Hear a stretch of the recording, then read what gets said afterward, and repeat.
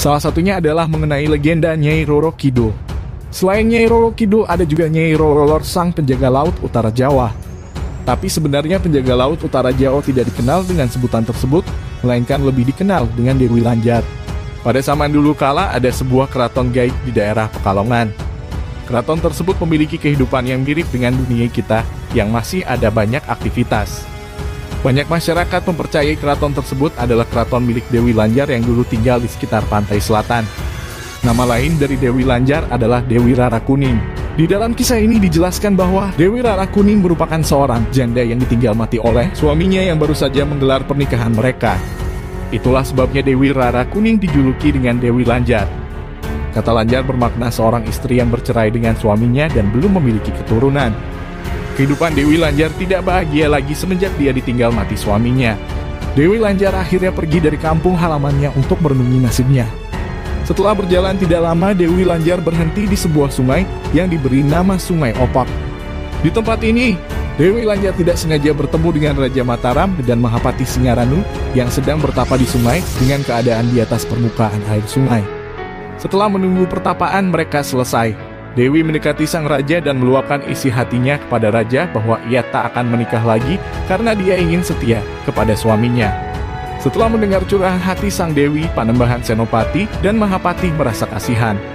Akhirnya Mahapati menyarankan Dewi Lanjar untuk pergi ke pantai selatan untuk bertapa di sana agar menemukan jalan yang lebih baik. Setelah tidak lama bercakap-cakap, mereka berpisah untuk melanjutkan perjalanan mereka masing-masing.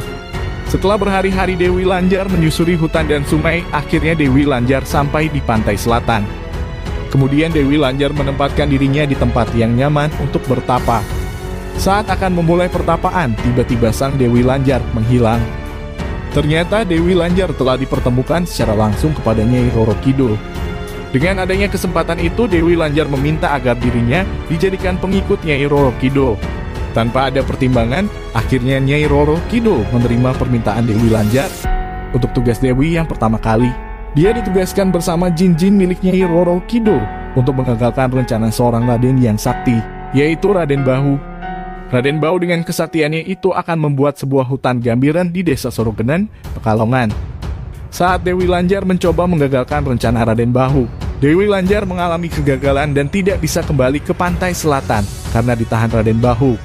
Dewi Lanjar memohon kepada Raden Bahu untuk memberikan kesempatan hidup untuk tinggal di Pekalongan.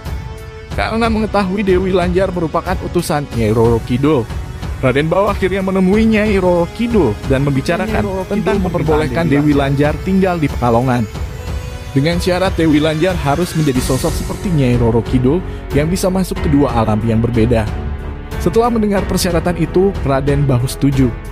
Akhirnya Dewi Lanjar dikutuk oleh Nyai Roro Kidul menjadi sosok manusia yang memiliki setengah jiwa di dunia nyata dan setengah jiwa di dunia gaib.